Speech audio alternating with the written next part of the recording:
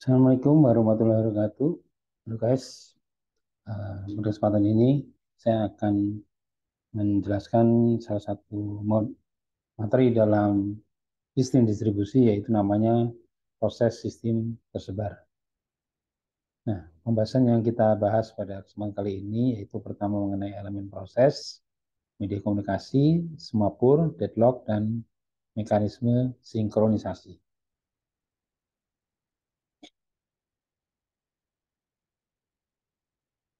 Elemen proses. Apa itu elemen proses? Elemen proses dalam sistem tersebar punya pengertian yang kurang lebih sama dengan sistem adalah komponen-komponen dasar yang membentuk sistem tersebut dan yang saling berinteraksi, yang saling bekerjasama untuk mencapai tujuan tertentu. Nah, dalam sistem tersebar ini, elemen proses dapat merujuk kepada unit-unit pemrosesan yang terdistribusi di beberapa komputer atau server yang saling terhubung dan bekerjasama untuk menyelesaikan tugas yang kompleks. Dalam elemen proses dalam sistem tersebar, apa saja? Itu ada 5, yaitu mengenai komunikasi, koordinasi, manajemen sumber daya, penjadwalan tugas, dan manajemen kesalahan.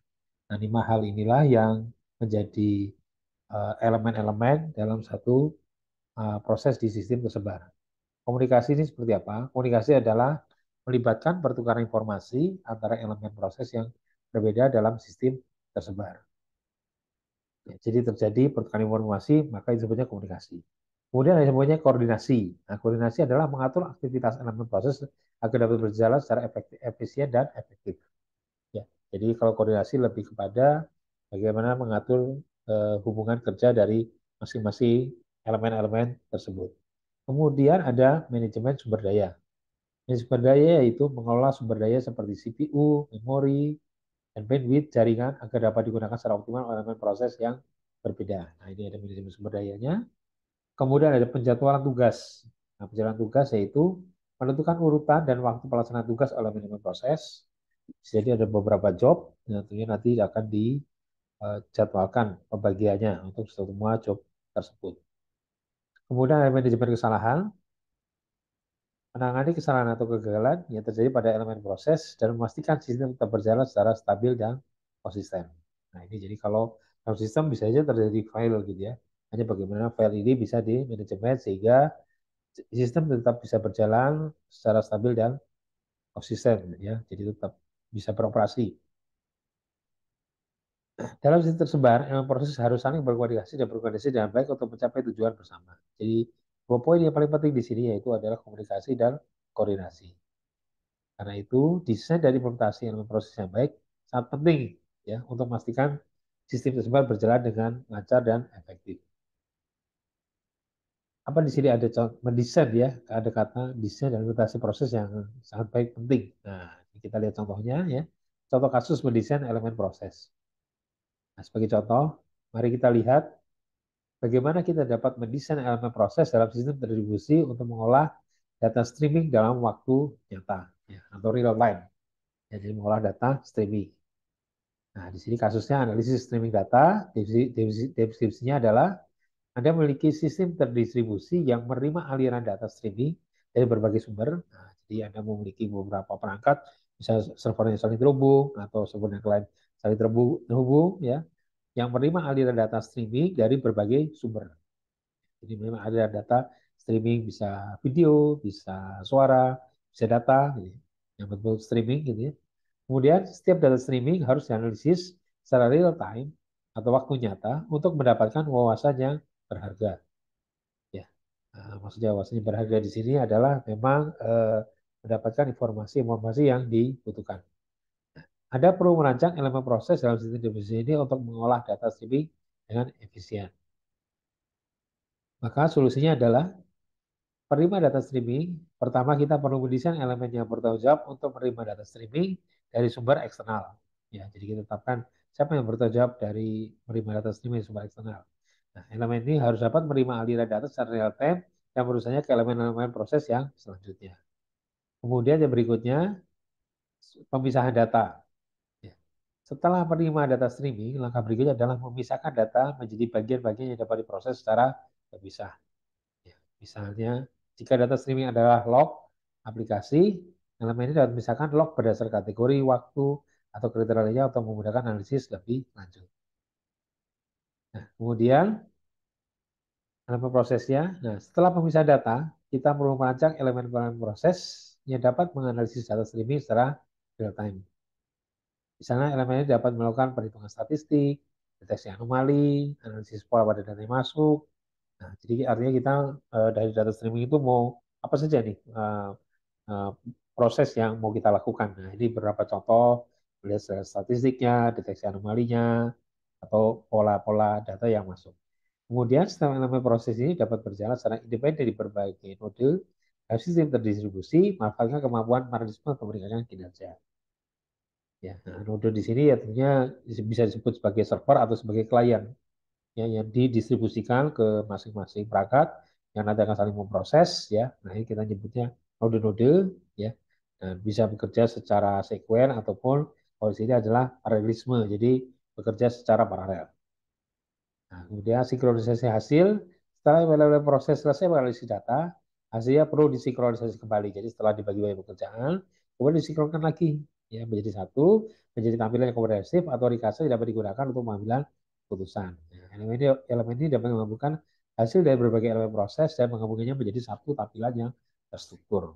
Ya, dari data-data tadi, data streaming tadi, setelah dianalisis apa yang mau dibutuhkan gitu ya, kemudian eh, dilakukan misalnya melakukan perhitungan gitu ya, kemudian setelah itu dibagi ke masing-masing node. Nah, setelah itu di masing-masing node dikembalikan lagi. Nah, itu mendesain mendesain elemen proses itu harus benar-benar terrencana dengan baik semua gitu ya, sehingga sistem yang tersebar yang terdistribusi ini bisa digunakan secara efektif dan efisien.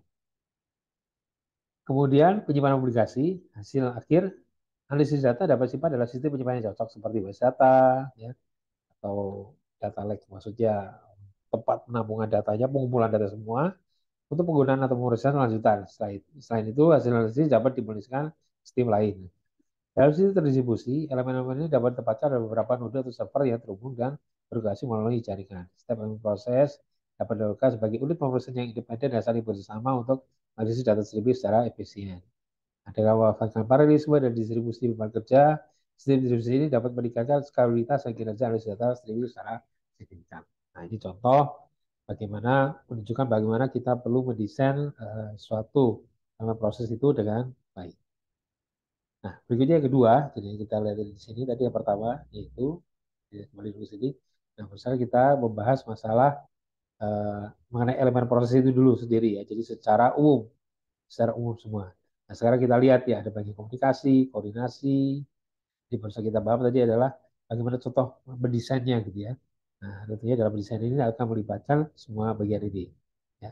Nah, sekarang kita lihat ada bagian komunikasi, koordinasi, manajemen sumber daya, penjagaan tugas, dan manajemen kesalahan. Nah, media komunikasi. Nah, media komunikasi dalam sistem tersebar, bisa seperti jaringan komputer, ya. Sudah kita bahas di pertemuan sebelumnya. Kemudian ada juga menggunakan LAN atau WAN yang memungkinkan elemen proses di berbagai komputer atau server berkomunikasi dengan cepat dan efisien. Kemudian ada MISEQ QE, ya, atau antrian pesan. MISEQ QE digunakan untuk menyimpan pesan yang dikirimkan antara elemen proses. Pesan-pesan ini dapat diambil oleh elemen proses lainnya pada saat yang tepat. Sehingga bukan elemen proses berkomunikasi tanpa harus berada dalam mode aktif terus menerus. Ya, jadi bisa kondisinya standby dulu pada saat dibutuhkan, baru dia aktif ya. Tidak terus-terusan dia harus selalu aktif. Kemudian yang ketiga, maaf ini ketiga ya. Yang keempat ya harusnya ya, remote procedure call atau RPC digunakan untuk memanggil fungsi prosedur di elemen proses yang berbeda dalam sistem tersebar. Fungsi ini dipanggil seolah berada dalam sistem lokal pada sebenarnya proses di elemen proses yang berbeda. Jadi walaupun dia si data-data yang tersebar di dalam berbagai node, ya tentunya bukan di perangkat itu sendiri, tapi dengan konsepnya remote procedure call ini, nanti seolah-olah dia bisa berada di komputer lokal. Tentunya kalau komputer lokal ada peningkatan dari sisi performasi, kecepatan, dan sebagainya. Kemudian ada soket, Nah, soket adalah antarmuka pemrograman aplikasi, memungkinkan aplikasi di komputer yang berbeda komunikasi melalui jaringan. Nah, ini kalau soket ini misalnya kita di satu server ada aplikasi, di komputer lain juga ada aplikasi, nah saling berkomunikasi antara satu aplikasi dan aplikasi di komputer-komputer yang berbeda, ini menggunakan ya konsep namanya soket. Ya. Nah, soket ini biasanya digunakan dalam aplikasi yang merupakan koneksi jaringan yang cepat dan stabil. Nah, ini jadi ada konsep tersendiri nih, bagaimana satu soket. Sebenarnya kalau secara hardware seperti menghubungnya gitu ya, menghubung apa namanya kabelnya gitu ya antara satu komputer dan komputer lain gitu ya. Nah, ini soket ini berbicara di ranah lebih kepada ranah di sisi aplikasinya. Kemudian ada distribut objek, ya, distribut objek memiliki objek dalam sistem tersebar diakses dan digunakan oleh yang proses di komputer yang berbeda. Nah, ini bisa jadi ada objek-objek yang digunakan di beberapa komputer, ya.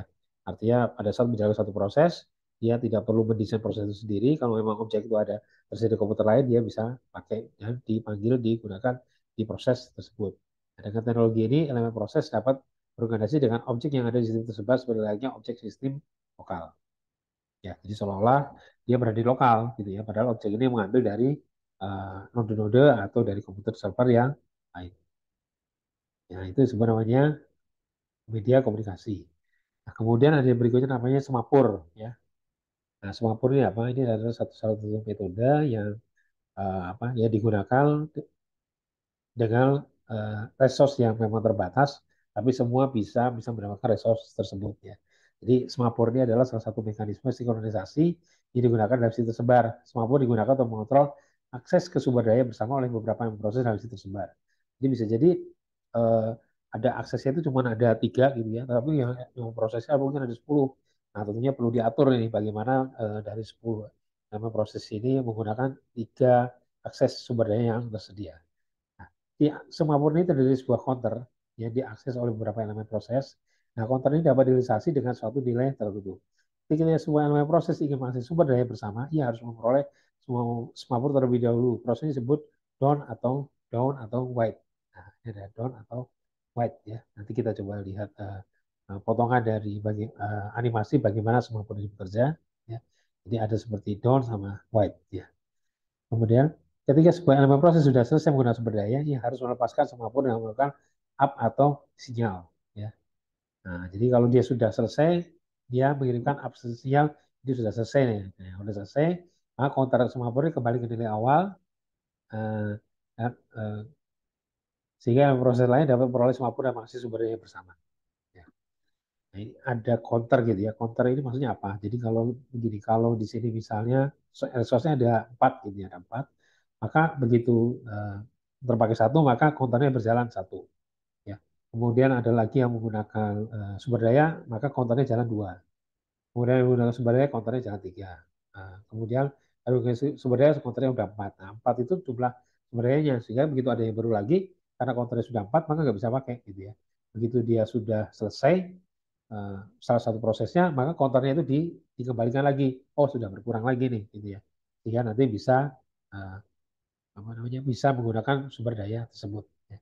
Nah, dalam sistem tersebar, semua pun dapat digunakan untuk akses ke sumber daya bersama seperti memori bersama atau database yang digunakan oleh beberapa elemen proses dalam sistem tersebar. Ya, artinya bisa jadi memori ini sudah penuh gitu ya, sehingga yang mau lain harus menunggu dulu sampai ada up signal ya. Kalau kalau kalau tidak dia harus wait dulu gitu ya, wait dulu. Jadi seperti ngantri gitu ya. Nah, kemudian setelah dia dapat giliran, dia bisa menggunakan si memori tersebut. Nah, semua dalam membantu menghindari kondisi deadlock atau rest condition pada sistem tersebar. Nah, kita lihat nih apa sebut deadlock ya. Kemudian sehingga meningkatkan keadilan performa sistem secara keseluruhan. Namun penggunaan smartphone juga dapat menimbulkan masalah seperti starvation atau deadlock jika tidak diselesaikan dengan baik. Nanti kita lihat apa itu starvation dan deadlock. Ya. Nah, deadlock ya, di sini ada kata deadlock. Nah, ini mungkin animasi kita coba ya jalankan.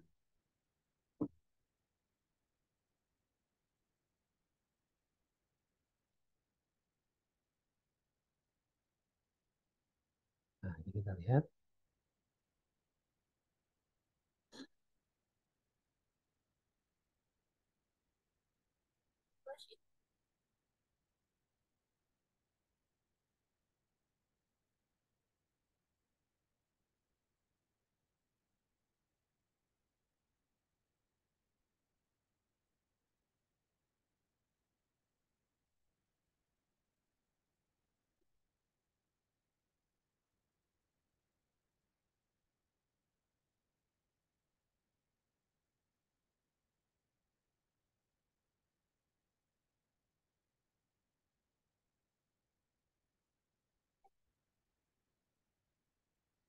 Kita harus buka saja.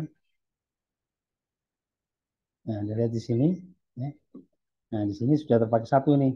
Sumber daya di sini ada tiga ya. Nah, begitu dia datang lagi, nah ini ada yang smartphone ini seolah-olah seperti ada security-nya. Silakan digunakan gitu ya. Kita percepat lagi. Nah, misalnya ini datang lagi. Nah, ini silakan digunakan karena masih tersedia sumber dayanya. Nah, sekarang kalau sudah penuh, kita lihat lagi.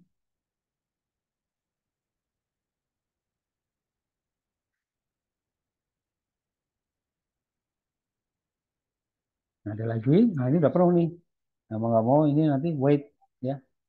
Semua tabel penuh. Please wait. Gitu ya. Ini harus menunggu. Nah, karena terus ini sudah keluar, maka setelah ini keluar, baru ini silakan masuk lagi. Seperti itu. Ya, seperti Anda ke rumah makan ya. Nah, kurang lebih inilah ilustrasi dari disebut namanya semapur. Jadi ada satu orang yang mengatur semua lalu lintas untuk penggunaan di data ini.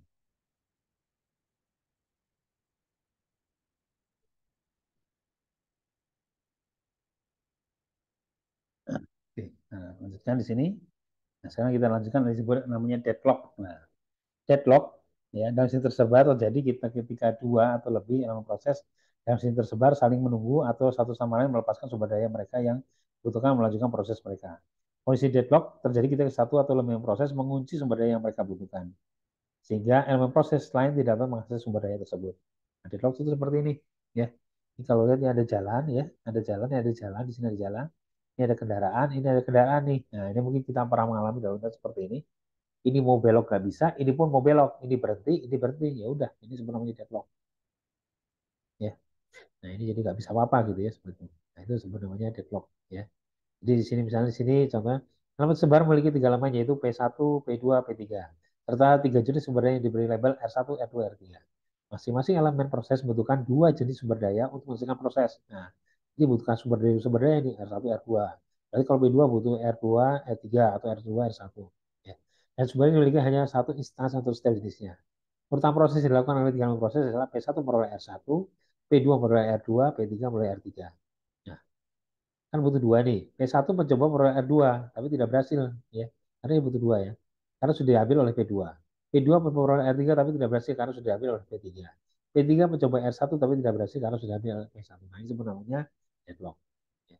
Nah, ini kondisi ini yang harus dihindari. Nah, semapur itu maksudnya untuk salah satu menghindari kondisi seperti ini. Nah, atau deadlock ya. Nah, itu contoh deadlocknya tadi sudah ya. Nah, sehingga untuk menghindari deadlock, kita harus selalu berada di state yang aman ya. Nah, ini kalau tidak aman state-nya, ya bisa jadi seperti tadi ya, terjadi deadlock. Nah, untuk menghindari deadlock, ya, mengatur agar setiap proses hanya dapat menggunakan sumber daya pada satu waktu. Jika menginginkan sumber daya lain, maka sumber yang dimiliki harus dilepas. Jadi menggunakan sebuah sumber daya satu waktu. Jadi kalau satu waktu dia langsung pakai dua, itu kemungkinan akan terjadi deadlock. Ya, jadi dia hanya satu. Kalau dia menggunakan yang lain, jadi satu harus dilepas. Membuat penomoran pada proses yang mengisi sumber daya. Suatu proses dibutuhkan untuk mendapatkan meter sumber daya kapanpun, tapi permintaan harus dibuat terurut. Ya, jadi diberi label atau penomoran. Kemudian disebut namanya Starvision. Jadi kalau Starvision ini mungkin bisa dikatakan mirip dengan bottleneck ya, bottleneck. Jadi jalur ini itu hanya bisa digunakan dilewati oleh satu sehingga dia harus bergantian ya. Ya, jadi Starvision adalah kondisinya biasanya terjadi setelah deadlock. Proses yang kekurangan resource karena terjadi drop tidak akan pernah mendapat resource yang dibutuhkan sehingga mengalami starvation atau kelaparan. Ya, jadi seolah ini jalan ya terpakai terus gitu ya, yang lain jadi nggak bisa menggunakan gitu ya. Jadi kondisi terjadi setelah deadlock, proses yang kekurangan resource karena terjadi deadlock tidak akan pernah mendapat resource yang dibutuhkan sehingga mengalami starvation atau kelaparan. Starvation dapat terjadi pada proses penjadwalan yang menggunakan prinsip proses yang paling cepat diselesaikan terlebih dahulu. Seperti pada shortest job first dan penjadwalan prioritas. Nah, jadi penjadwalan sampai jadi prioritas akhirnya yang lain nggak bisa dapat giliran gitu ya. Nah, sebetulnya ini akan bisa terjadi namanya starvation. Nah, kemudian berikutnya di proses kita bahas tentang mekanisme